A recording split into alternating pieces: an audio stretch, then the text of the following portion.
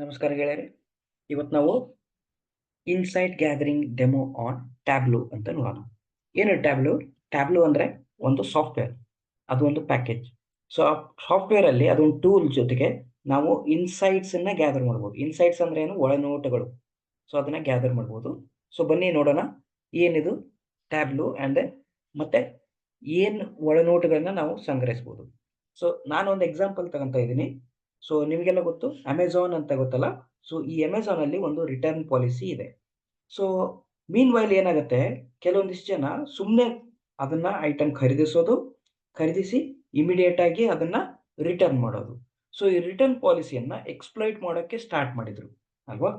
So ಆ ಡೇಟಾವನ್ನ ಸಂಗ್ರಹಿಸಿ ಯಾರ್ಯಾರು ರಿಟರ್ನ್ ಮಾಡಿದ್ದಾರೆ, ಎಷ್ಟು ರಿಟರ್ನ್ ಮಾಡಿದ್ದಾರೆ, ಯಾವ ಕೇಸಲ್ಲಿ ರಿಟರ್ನ್ ಮಾಡಿದ್ದಾರೆ, ಸೊ ಅದನ್ನೆಲ್ಲ ನೋಡ್ಬೋದಲ್ವಾ. ಸೊ ಅದನ್ನ ಬನ್ನಿ ನೋಡೋಣ ನಾವು ಟ್ಯಾಬ್ಲೂ ಅಲ್ಲಿ. ಸೊ ಟ್ಯಾಬ್ಲೂ ಅಲ್ಲಿ ನೋಡಬೇಕಾದ್ರೆ ಫಸ್ಟ್ ನಮಗೆ ಆ ಡೇಟಾ ಸೆಟ್ ಬೇಕಲ್ವಾ. ಸೊ ಫಸ್ಟ್ ನಾನು ಡೇಟಾ ಸೆಟ್ ತಗೊಂಡು ಟ್ಯಾಬ್ಲೂ ಓಪನ್ ಮಾಡಿ ನಿಮಗೆ ತೋರಿಸ್ತೇನೆ. ಇದು ಹೇಳಿದ್ರೆ ಟ್ಯಾಬ್ಲೂ.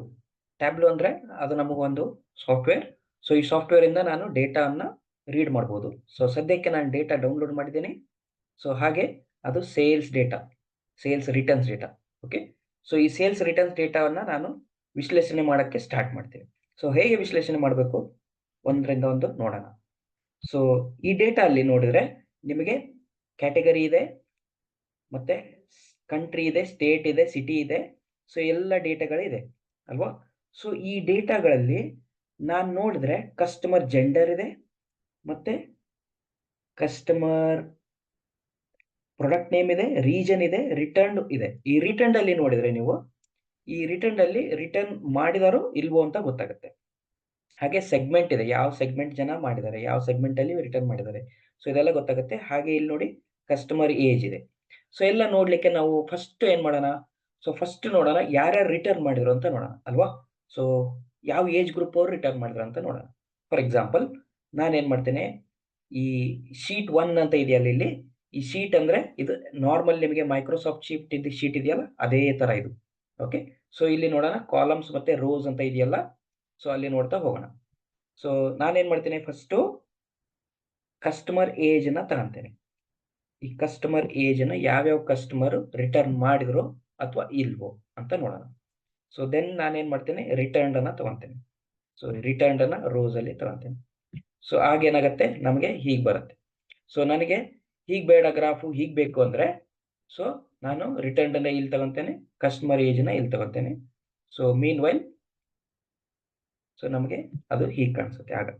ಸೊ ಇಲ್ಲಿ ನೋಡಿದ್ರೆ ನಿಮಗೆ ಇಲ್ಲಿ ನೋಡಿ, ಸೊ ಇದೆಷ್ಟಿದೆ, ಸೊ ನಮಗೆ 18K ಇದೆ. ಸೊ ಕಸ್ಟಮರ್ ಏಜ್ ಏನಿದೆ ಇಲ್ಲಿ ಸಮ್ ಇದೆ. ಸೊ ಇದ್ರ ಬದಲು ನಾವೇನ್ ಮಾಡೋಣ, ಇಲ್ಲಿ ಕಸ್ಟಮರ್ ಏಜ್ ಅನ್ನ ಆವರೇಜ್ ತಗೊಳ್ಳೋಣ. ಸೊ ಆವರೇಜ್ ತಗೊಂಡಾಗ ನಮಗೇನ್ ಬರುತ್ತೆ, ಆವರೇಜ್ ಏಜ್ ನೋಡಿ. ಸೊ ಕಸ್ಟಮರ್ ಏಜ್ 22 ಇದೆ. ಯಾರ್ಯಾರು ರಿಟರ್ನ್ ಮಾಡಿದ್ರಲ್ಲ, ಇಲ್ಲಿ ಟ್ರೂ ಇದೆಯಲ್ಲ, ಟ್ರೂ ಅಂದ್ರೆ ರಿಟರ್ನ್ ಮಾಡಿದವರು. ಸೊ ಯಾರ್ಯಾರು ರಿಟರ್ನ್ ಮಾಡಿದ್ರಲ್ಲ ಅವ್ರದ್ದು ಆವರೇಜ್ ಏಜ್ 22 ಇದೆ.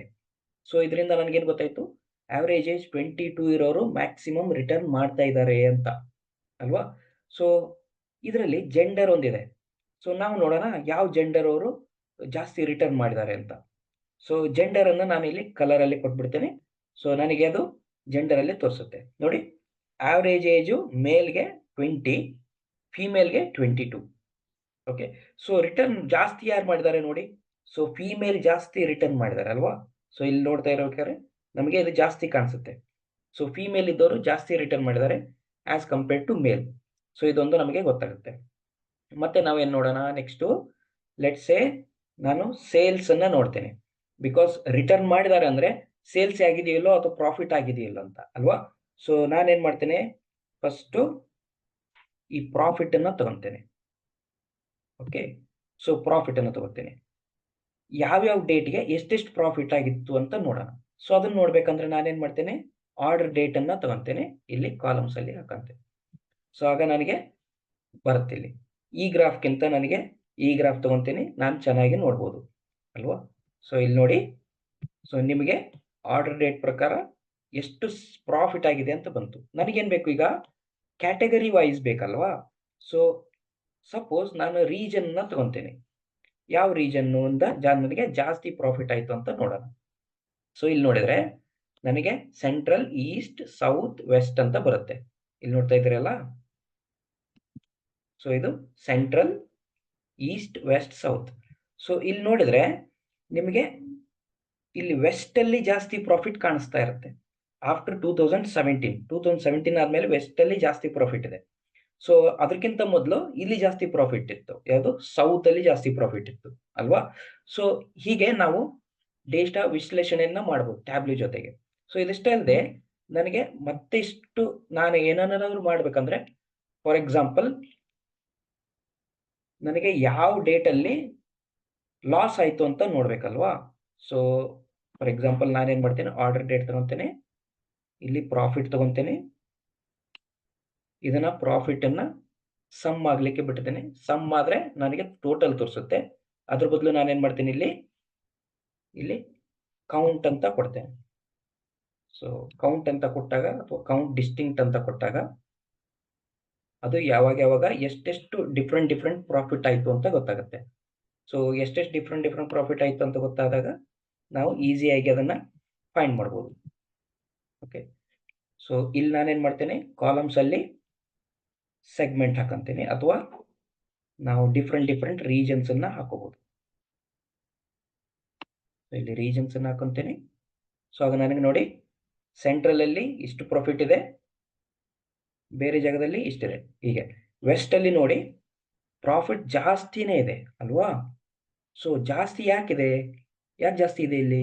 ಸೊ ಯಾಕಂದ್ರೆ ನನಗೆ ಇಲ್ಲಿ ಸೇಲ್ಸ್ ಜಾಸ್ತಿ ಆಗಿರ್ಬೋದು, ಅದು ಒಂದು ರೀಸನ್ ಇರ್ಬೋದು, ಅಥವಾ ರಿಟರ್ನ್ ಕಡಿಮೆ ಆಗಿರ್ಬೋದು. ಅದನ್ನ ನೋಡೋಣ. ಸೊ ಈ ಸೇಲ್ಸ್ ಇಲ್ಲಿ ಯಾಕೆ ಜಾಸ್ತಿ ಆಗಿದೆ ನೋಡೋಣ, ಅಥವಾ ಪ್ರಾಫಿಟ್ ಇಲ್ಲಿ ಯಾಕೆ ಜಾಸ್ತಿ ಬಂದಿದೆ ನೋಡೋಣ. ಸೊ ನೆಕ್ಸ್ಟ್ ನಾನು ನೋಡ್ತಾ ಹೋದ್ರೆ ಇಲ್ಲಿ ರೀಜನ್ ವೈಸ್ ನೋಡ್ತೇನೆ. ಈಗ ರೀಜನ್ ವೈಸ್